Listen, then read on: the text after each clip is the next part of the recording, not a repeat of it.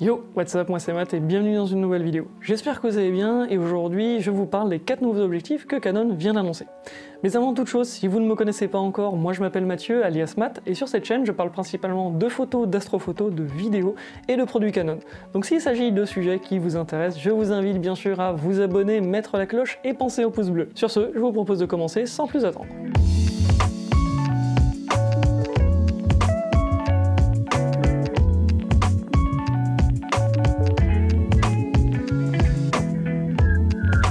Et dans un premier temps, on va parler de deux optiques qui ont été annoncées en même temps que le Canon EOS R3 dont je vous ai parlé dans ma dernière vidéo, à commencer par le 16 mm f2.8. Un ultra grand angle très lumineux, au même format que le 50 mm f1.8, mais surtout avec un très gros avantage, son prix, puisque celui-ci est accessible dès 350 €, ce qui en fait vraiment un objectif très abordable dans la gamme Canon EOS R. Forcément, si on parle de grand angle, on va parler forcément de photos d'intérieur, de paysage ou encore d'architecture. Mais là où surtout cet objectif est très intéressant, ça va être pour vlogger. En effet, 16 mm pour moi c'est la focale idéale pour pouvoir vous filmer puisque vous n'allez pas avoir besoin de pousser trop loin votre caméra et surtout c'est que ça va vous permettre d'être ni trop gros ni trop petit dans votre cadre mais aussi vous laisser un petit peu de place pour votre arrière-plan. Et d'une autre part, là où je l'attends énormément, c'est en astrophoto puisqu'avec un grand angle aussi lumineux que ça, vous allez pouvoir vraiment capter énormément de lumière venant de la Voie lactée et des étoiles et donc faire de magnifiques photos. Bien sûr, comptez sur moi pour mettre rapidement la main sur un de ces objectifs et vous proposer un test aussi bien de jour que de nuit.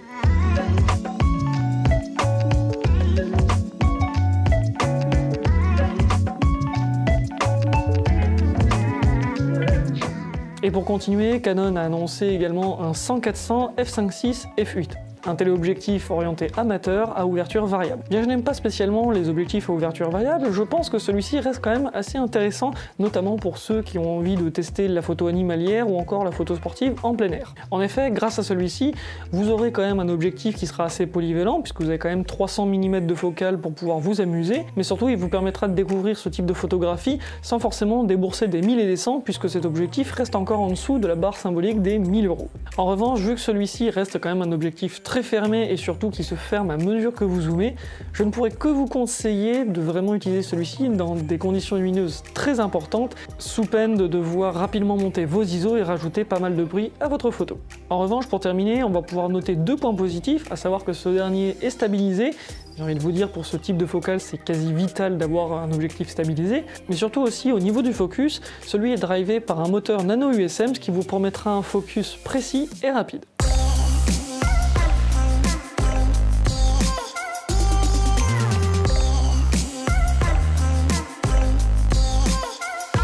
Et maintenant, je vous propose de parler d'un objectif que Canon n'a pas spécialement annoncé, le 14-35 f4.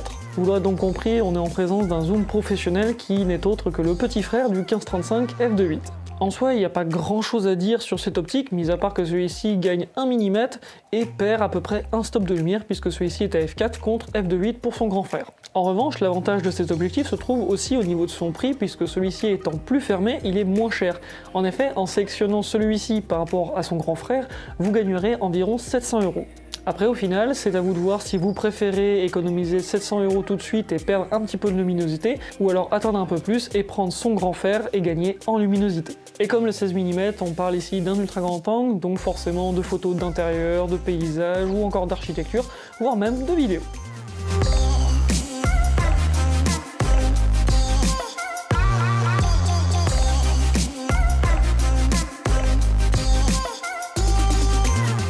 Et pour terminer cette vidéo, on va parler de ce qui est sans doute l'objectif le plus bizarre que Canon ait pu produire à ce jour, à savoir le double fisheye 5,2 mm f2.8. Malheureusement, cet objectif est dédié à une chose en particulier, à savoir le fait d'enregistrer des vidéos en VR, et donc à destination de casques VR comme le HTC Vive ou encore l'Oculus Rift.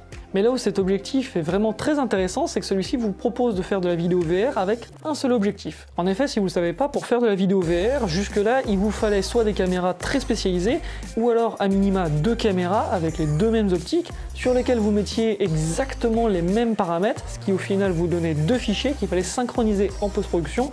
Et autant vous dire que si jamais il y avait un petit détail qui ne matchait pas entre les deux fichiers, ça pouvait devenir quelque chose de très compliqué. Alors que là, il vous suffit simplement d'encoder enclenchez votre objectif sur votre boîtier et paf, vous pouvez enregistrer en VR. Mais alors comment cette optique fonctionne? Eh bien, ce qu'elle va faire, c'est qu'elle va projeter deux images qui ont un angle de vue de 180 degrés sur votre capteur, ce qui va vous permettre d'obtenir un seul et même fichier. Ensuite, pour traiter ces images, il vous reste actuellement deux options. Soit vous utilisez le nouveau logiciel EOS VR Utility que Canon a sorti en même temps que cet objectif et donc qui vous permet de convertir les fichiers qui sortent de votre boîtier en vidéo VR, soit si vous travaillez directement avec le logiciel Premiere Pro de chez Adobe, vous avez directement un plugin qui a été créé par Canon qui vous permet de faire ça directement dans le logiciel. Malheureusement, pour terminer avec cet objectif, à l'heure où je tourne cette vidéo, cet objectif est uniquement compatible avec le Canon EOS R5, mais je pense qu'il ne s'agit qu'une question de temps et que cet objectif sera compatible avec plus de modèles par la suite. Et si celui-ci vous intéresse, il sera disponible fin décembre 2021. Et je vous cache pas que, mine de rien, même si celui-ci est assez particulier et répond à une demande très particulière, je me verrais bien vous proposer un timelapse de la Voie lactée en VR. Ça pourrait être sympa.